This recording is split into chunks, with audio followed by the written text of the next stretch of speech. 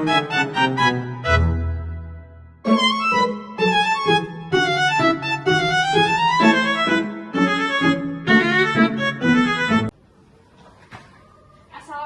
warahmatullahi wabarakatuh. Waalaikumsalam warahmatullahi wabarakatuh. Selamat pagi ibu-ibu dan bapak-bapak semuanya.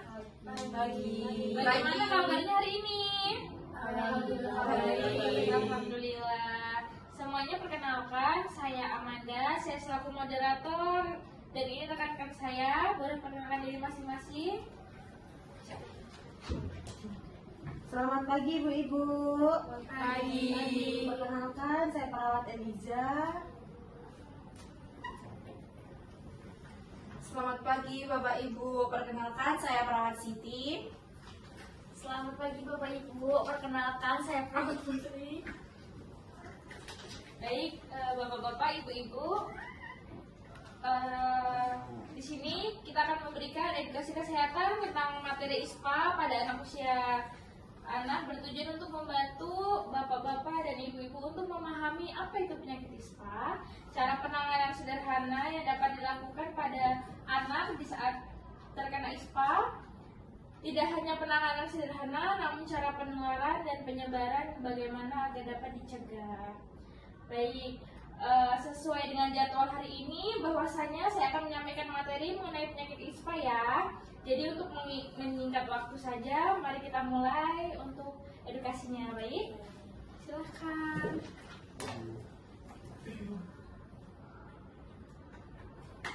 Baik, terima kasih atas kesempatannya Kak Amanda.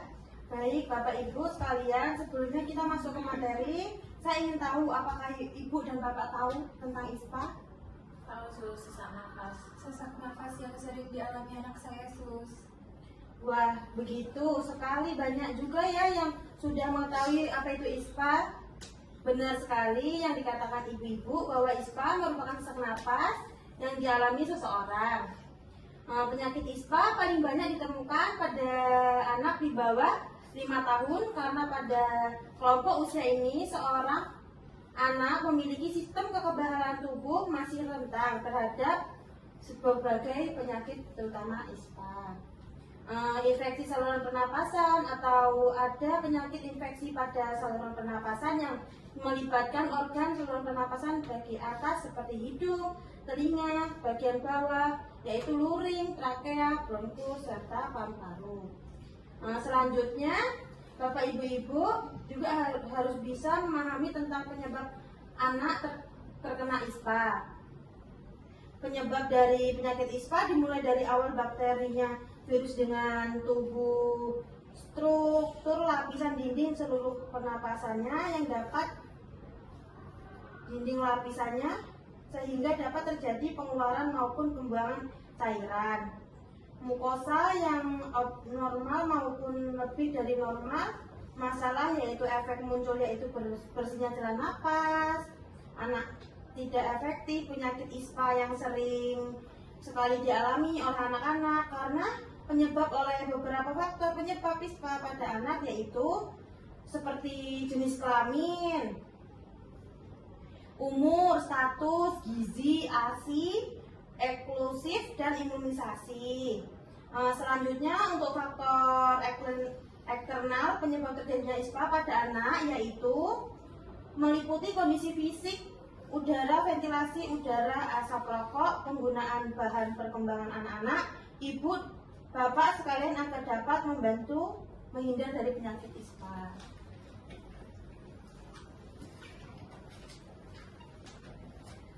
Baik, nah Bapak Ibu sekalian, sesuai yang sudah dijelaskan teman saya tadi bahwa ibu-ibu sudah paham mengenai apa itu ISPA dan mengenai penyebab ISPA. Ibu-ibu, nah untuk selanjutnya saya ingin menyampaikan materi selanjutnya tentang tanda dan gejala apa saja yang harus diperhatikan.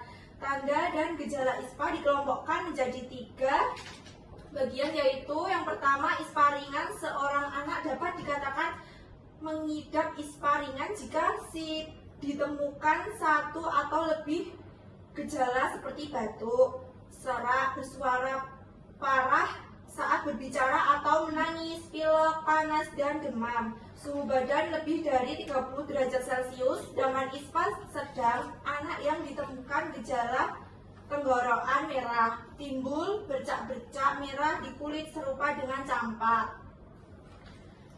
Pernafasan berbunyi seperti orang mendengkur, pernafasan cepat, lalu anak bisa dinyatakan mengidap ISPA berat jika ditemukan gejala ISPA ringan atau sedang yang disertai gejala bibir atau kulit membiru. Terjadi penurunan kesadaran, terdapat nafas tambahan seperti orang mendengkur, anak tampak gelisah, nadi cepat melebihi 160 kali per menit atau tidak teraba. Bapak sekalian, ketahanan saluran pernafasan terhadap infeksi maupun partikel dan gas yang ada di udara amat bergantung pada 3 unsur alami yang selalu terdapat pada orang yang sehat, yaitu keutuhan epitet mukosa dan gerakan mukosila, makrofag, alveoli, dan antibodi. Infeksi bakteri sangat mudah terjadi pada saluran pernafasan yang dimana sel-sel epitel mukosa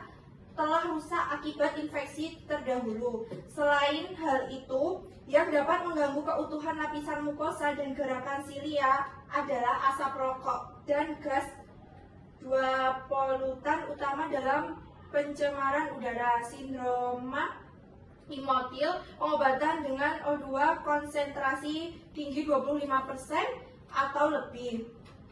Makrof banyak terdapat di alveoli dan dapat menurunkan kemampuan makrof membunuh bakteri, sedangkan alkohol akan menurunkan mobilitas sel-sel ini. Antibodi ditempatkan yang ada di saluran nafas ialah antibodi ini banyak ditemukan di mukosa. Kekurangan antibodi akan memudahkan terjadinya infeksi saluran nafas seperti yang terjadi pada anak.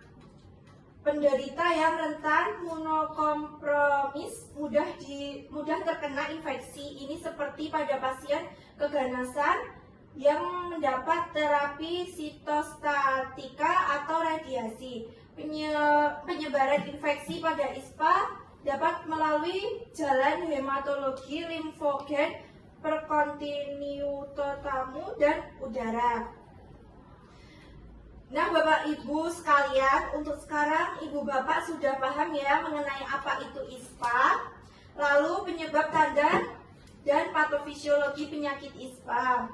Nah, untuk materi selanjutnya tentang penanganan yang akan dijelaskan oleh rekan saya. Oke, baik. Terima kasih rekan-rekan, baik Ibu Bapak sekalian, sesuai yang sudah dijelaskan oleh rekan saya. Berikut untuk penanganan yang harus dilakukan apabila anak-anak mengalami gejala ISPA.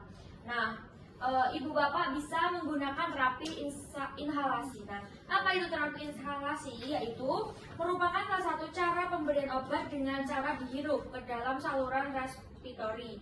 Nah, ada pun beberapa jenis terapi inhalasi yaitu berupa nebulizer, inhalasi secara sederhana, dan dose inhaler, dry power inhaler.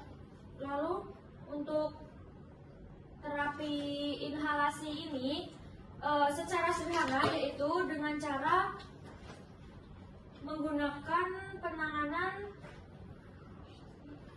Oke, ibu-ibu dan bapak-bapak semuanya, ada pun beberapa jenis terapi inhalasi yaitu berupa nebulizer, lalu Metorep, dose inhaler, dry powder inhaler, dan terapi inhalasi secara sederhana. Nah, terapi inhalasi secara sederhana yaitu dengan cara menggunakan uap yang menggunakan khasiat dari tanaman herbal seperti minyak kayu putih secara sederhana, dapat dilakukan 2-3 kali dalam sehari selama 10 menit. Nah, untuk caranya yaitu dengan menundukkan kepala kurang lebih 15 cm di atas sebuah bejana dengan menggunakan air panas. Pada air ditambahkan dengan minyak kayu putih yang bertujuan untuk memperkuat efeknya. Kemudian tutup kepala dengan handuk. Nah, apabila masih awal dalam menggunakan teknik ini, maka dapat menghirup dengan perlahan kemudian secara mendalami. Apabila selesai melakukan inhalasi sederhana, maka lakukan evaluasi pada peningkatan bersihan jalan nafas dengan cara periksa frekuensi pernafasan, irama nafas, suara nafas, dan sekret ataupun batuknya. Nah, ibu-ibu dan bapak-bapak dapat kita simpulkan, bahwasanya penyakit ISPA ini sering ditemui pada anak-anak kecil karena pada struktur anatominya yang dapat membuat anak menjadi sangat rentan terkena infeksi. Nah, perkembangan paru-paru yang mungkin berlangsung, kekebalan tubuhnya juga yang relatif belum matang, peningkatan infeksi dan meningkatkan asupan pada udara. Hal tersebut dapat ditangani dengan cara melakukan terapi inhalasi. Nah, apabila belum juga pulih setelah pemakaian inhalasi, ibu-ibu dan bapak-bapak sekalian ini tidak perlu panik. Karena apa? Karena anak atau keluarga yang mengalami ISPA itu bisa segera dibawa ke dokter atau layanan kesehatan yang ada di lingkup rumah bapak-bapak dan ibu-ibu sekalian. Oke, mungkin akan dilanjutkan oleh rekan saya.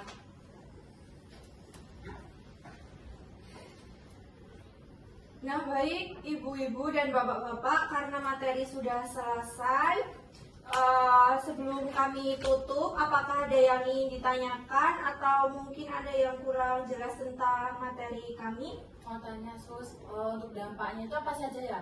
Untuk dampak ISPA-nya. Baik, akan dijawab oleh rekan saya.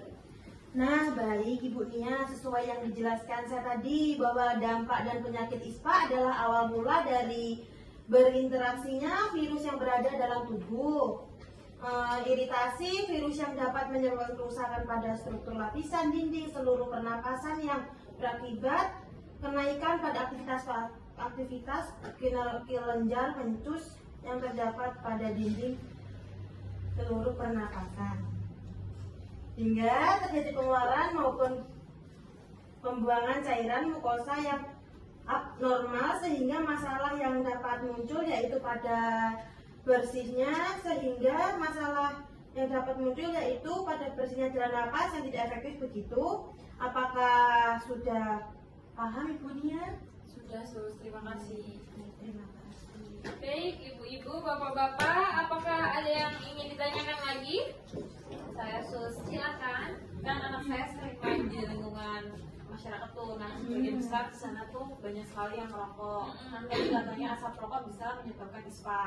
Nah, bagaimana Sus caranya agar anak saya tidak terkena ISPA? Begitu, akan dijawab oleh rekan saya. Silakan. Baik, terima kasih atas pertanyaannya ya Ibu Putri. Lebih baik hindari lingkungan yang terdapat banyak asap rokok ya Ibu. Lalu sering-sering mencuci tangan pada anaknya saat selesai bermain, imunisasi lengkap, serta berikan makanan bergizi untuk dapat membantu meningkatkan imunisasi anak. Seperti itu ya Ibu, apakah sudah paham? Sudah Sus, terima kasih. Sus, izin bertanya, anak saya itu sering mengalami sesak napas. Nah, itu bagaimana ya Sus untuk pengobatannya? Oke, baik. Terima kasih untuk Ibu Ida. Pertanyaannya sangat bagus sekali ya. Sesuai yang tadi saya praktikan, mungkin bisa menggunakan teknik inhalasi yang sudah saya contohkan tadi ya. Nah, namun jika sesak nafas semakin parah, lebih baik langsung periksakan saja ke dokter agar dapat diberikan obat seperti mungkin seperti itu ya Bu. Jadi obatnya tuh nanti bisa lebih lengkap. Mungkin itu saja Bu. Berarti anak saya boleh pakai teknik inhalasi ya Sus? Boleh, mungkin jika kondisi sesak nafasnya itu ringan Ibu. Baik Sus, terima kasih ya. Saya ingin bertanya Sus, terkait kondisi seperti apa sih yang harus segera dilaksanakan ke dokter itu yang kayak gimana? Nah, baik Ibu, ini pertanyaan yang bagus juga. Kita bisa lihat di sini ya. Ini termasuk gejala ISPA.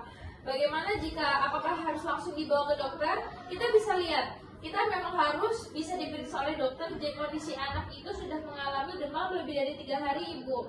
Sesak napas, sulit minum, atau gejala memburuk. Jika tidak langsung diperiksakan, ISPA bisa berkembang menjadi pneumonia. Seperti itu ya Ibu ya. Ada yang ingin ditanya lagi? Ada yang bertanya, Sus? Silakan. Nah, anak seperti apa sih yang banyak komplikasinya? Mungkin yang dapat resiko lebih banyak tuh anak seperti apa? Oh iya.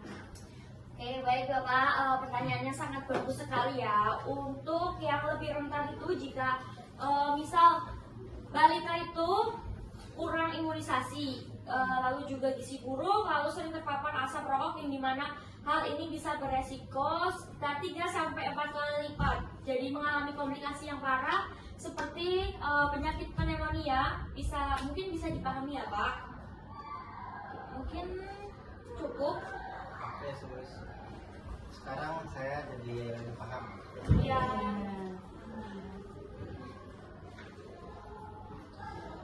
Nah, untuk yang selanjutnya, apakah masih ada yang ingin ditanyakan lagi, Bapak Ibu? Tidak ada, Sus. Baik, jika tidak ada yang ingin ditanyakan lagi untuk materi hari ini, saya cukupkan sekian. Untuk itu, saya kembalikan ke Kak Manda, moderator. Baik, terima kasih. Baik, terima kasih rekan-rekan semuanya. Untuk Bapak Ibu sekalian, hari ini sangat seru sekali ya. Bapak Ibu aktif bertanya dan mendengarkan. Apakah Bapak Ibu sudah paham tentang materi yang kami berikan atau masih ada yang bingung?